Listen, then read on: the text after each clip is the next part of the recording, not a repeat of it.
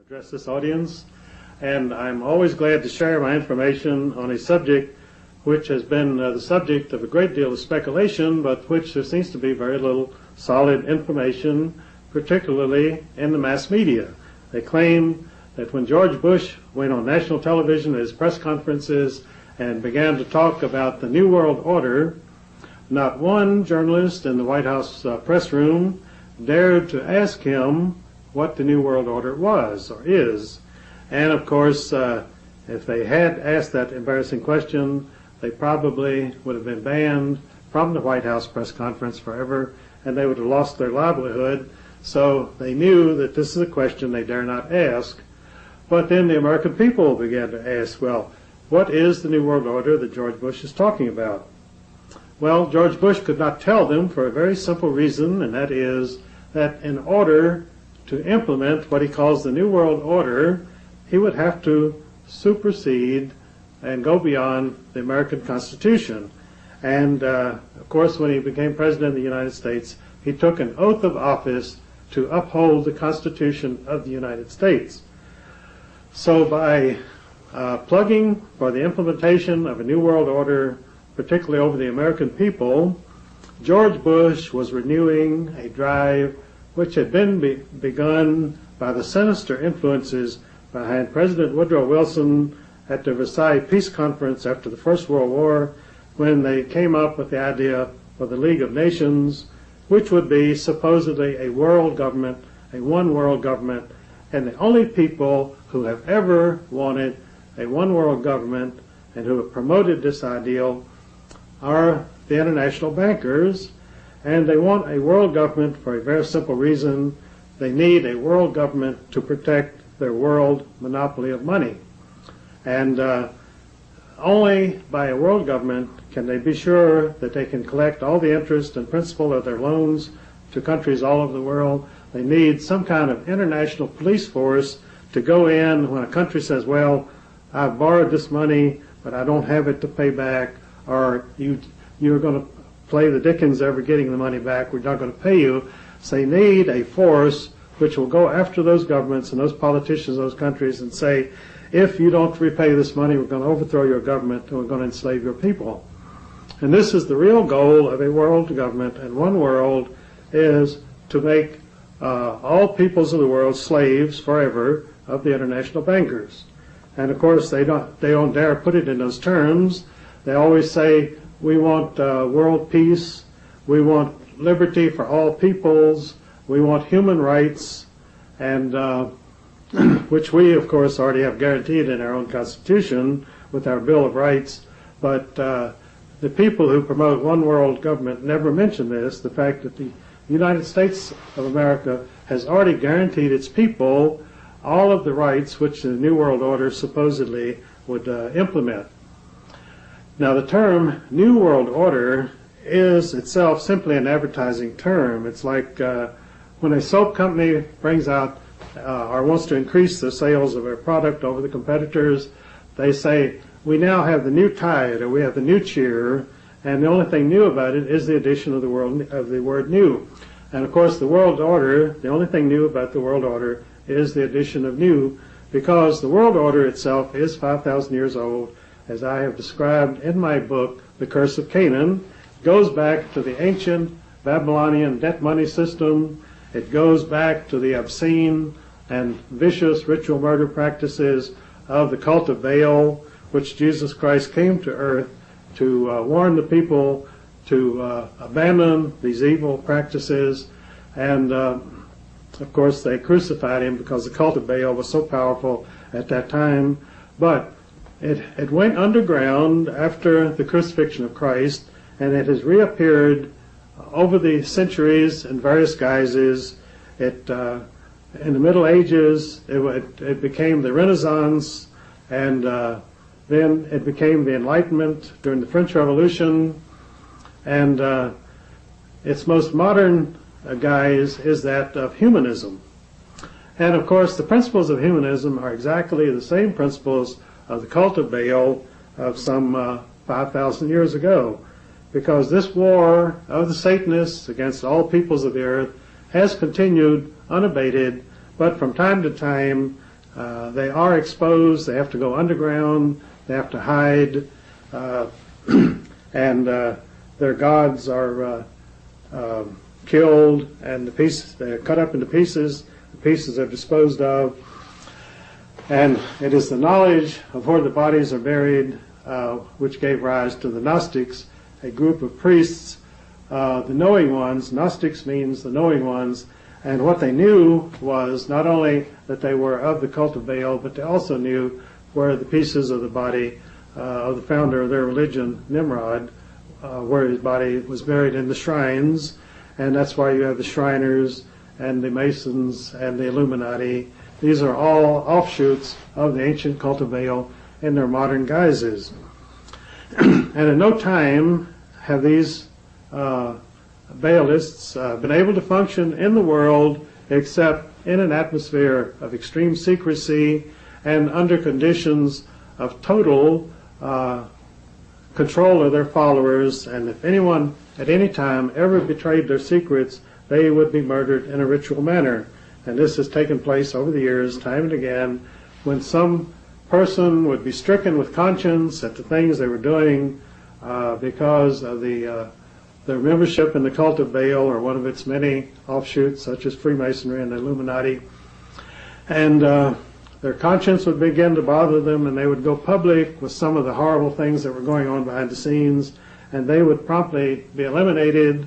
First, they would be denounced as being insane, and then they would be quietly disposed of. And this is the way that these secret conspirators protect themselves. And of course, we have a president of the United States at the present time, George Bush, who is a member of a super secret branch of this entire operation. It is called the Brotherhood of Death, although that is not its public name. It's known as the Skull and Bones Society of Yale University, which is operated as the Russell Trust, which was set up in 1848 at Yale University with a very liberal financial foundation. And of course, 1848 is the same year that the Rothschilds paid Karl Marx to write the Communist Manifesto of 1848, which was published while Karl Marx was working for the Rothschilds in an outfit called League of the Just, which later became known as the Communist Party of the World.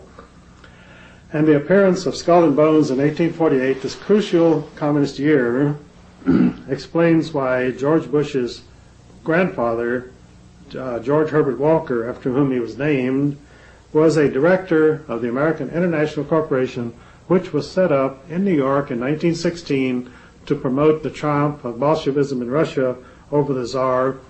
And this financial burden had been carried by Jacob Schiff of Kuhn Loeb Company. The American representatives of the House of Rothschild had carried this load himself for 20 years and had spent $22 million of his own money promoting communism in Russia. And his principal agent for doing this was an international journalist named George Kennan. And George Kennan had no children, but he had a nephew, a namesake named George Kennan. So after World War II, the world order needed someone who could formulate a world foreign policy and a foreign policy of the United States. And who did they choose at the State Department but the same George Kennan, whose uncle had promoted world communism and who had successfully implemented the communist revolution in Russia. The same George Kennan appeared as the architect of American foreign policy with the policy of containment. Now, the policy of containment, which became the official foreign policy of the United States of America after 1948, which, by the way, was 100 years after the Communist Manifesto of 1848, and this has been the foreign policy of the United States at the present time. The Berlin Wall was erected under the policy of containment, the guarantee that Soviet Russia would continue to enslave the captive nations of Eastern Europe, the satellite nations, despite the fact that American citizens who had originated in those countries, Poland, Czechoslovakia, and so forth, they had very vocal representation in the Congress of the United States principally congressmen from the Polish districts of Chicago and Cleveland and other big cities. And despite the protests of these anti-communists, the policy of containment, of guaranteeing Soviet Russia that they would continue to enslave the communist nations of Europe, continued in effect until finally these nations collapsed of their own ineptitude and the Berlin Wall was torn down, which was a direct affront to the foreign policy of the United States and to the world order. And despite the protests of these anti-communists, the policy of containment, of guaranteeing Soviet Russia that they would continue to enslave the communist nations of Europe, continued in effect until finally these nations collapsed of their own ineptitude and the Berlin Wall was torn down, which was a direct affront to the foreign policy of the United States and to the world order. Well, when George Bush began to talk about the world order, no one made any public mention of the fact that he was a member of Skull and Bones and his family connections with promoting and defending communism through the years through his family banking house of Brown Brothers Harriman. As I say, no one mentioned this, and people began to speculate, well, what is the New World Order which George Bush is talking about? So finally he realized that he had to make some public explanation, and he finally said, the world order will be a United Nations peacekeeping force all over the world to stop aggression. Well, at the very time Soviet Russia had committed serious aggression in Afghanistan, and even as he was uttering these words, Soviet troops were putting down political dissident and political unrest in the Baltic states of Estonia and Lithuania and Latvia. So George Bush's protestations about fighting aggression sounded very hollow indeed. And it turned out that the only employment of this United Nations peacekeeping force of the New World Order was to be in the Middle East to promote the State of Israel's foreign policy of fomenting discontent and strife between the Arab nations in order to guarantee the security of Israel. And this is how Saddam Hussein was more or less invited by the United States State Department to invade Kuwait and take over the Kuwaiti oil wells. And this was necessary not because of the New World Order, but because the Wall Street Journal had pointed out that with the world glut of oil, oil could fall to a low price of $3 a barrel, which would be about 20 cents a gallon to American purchases of gasoline. So the Seven Sisters, the Rockefeller-Rothschild combine, which controls world oil production, they were not about to have oil sink to $3 a barrel. So by having Saddam Hussein invade Kuwait, and you cannot overlook the fact that Saddam Hussein has been on the payroll of the Central Intelligence Agency since 1963, when our CIA operatives overthrew the government of Iraq and installed the Ba'ath Party, and the Ba'ath Party, of course, was Saddam Hussein's party, and he subsequently became the head of that party and the dictator of Iraq. And of course, he would never have been dictator of Iraq a single day or continued in that position unless the CIA wanted him to continue in that position. And we also might remember that George Bush was director of the Central Intelligence Agency at the time when the Central Intelligence Agency became the largest drug dealers in the world. And the CIA has always promoted revolutions in various countries for the foreign policy of the State of Israel and for communism, and last and least for the public policy of the United States of America. So American citizens have to realize that the New World Order is the enemy of every American citizen.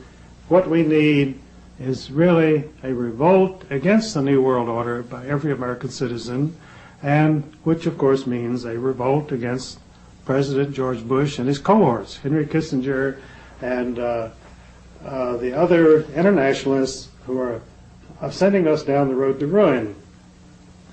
And the collapse of communism is the direct result of the economic policies, the ruinous policies of the New World Order in the United States, which have resulted in the Rust Belt in our Midwest, which have resulted in the loss of our, we had almost a monopoly on the world production of automobiles. This was deliberately sabotaged. After World War II, General William Draper of Dillon Reed Company was sent to Japan to reorganize the industry of Japan, and the so-called Japanese miracle was simply another of those Wall Street miracles which take place on command and by plan of the world order people. And as I say, it's very difficult for me to call them the New World Order because I fail to see how you can justify calling something new when it's 5,000 years old. And my book on this whole political situation is called The World Order, and it will never be called the New World Order because there's no way I can justify that title. But the basis of the world order, which George Bush does not tell the American people, is force. Any implementation of world order programs can only be done by force because they do not want political representation or political input by any citizen or representative of the United States. All of the principles of the world order are to be implemented by force. This is why we have the presidential executive orders. This is why we have FEMA, and we have many other dictatorship mechanisms set up in Washington ready to go into effect. We have the concentration camps have been set up ready to imprison American citizens who dare to criticize or oppose any dictate of the world order.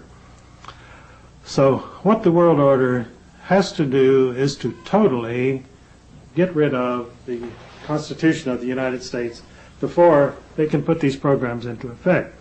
As long as the Constitution exists, then legal challenges and legitimate challenges to any dictate of the totalitarian world order can be challenged. So the Constitution is the one roadblock to the success of the world order. Now everybody in the world order knows this, and this is why throughout the entire educational system of the United States, the National Education Association and every faculty member on every college and every school in the United States is promoting one world government, and they constantly denigrate and oppose the Constitution because they say that the Constitution allows injustices and inequality, and therefore we have got to get rid of the Constitution. And we're raising a generation which is educated to believe that the Constitution represents fascism, which itself means simply anti-communism, and therefore that we must get rid of the Constitution. So what we have developing in this country today is a coming struggle between the forces behind George Bush, international bankers who want world dictatorship under one world government, which will be called the New World Order, and the American people who want to guarantee and defend their liberties as guaranteed them by the Constitution of the United States of America. And it is our task to educate the American people and to alert our citizens as to just what this struggle is all about. Because the people who are promoting the New World Order, they do not dare come out in public and tell you just what their program is. They want you to accept it without question or without challenge, and that's why we have to challenge them on every point of the world order. And this is why our Constitution gives us all the guarantees that we need. And in fact, the Bill of Rights was added on to the Constitution by George Mason. I was recently in his ancestral home, which is quite close to Mount Vernon, and he and George Washington quarreled over Mason's insistence on adding the Bill of Rights to the Constitution, and George Washington never spoke to him again because George Washington echoed Alexander Hamilton's dictate that the Bill of Rights could be added later. George Mason says, no, I will not approve the Constitution.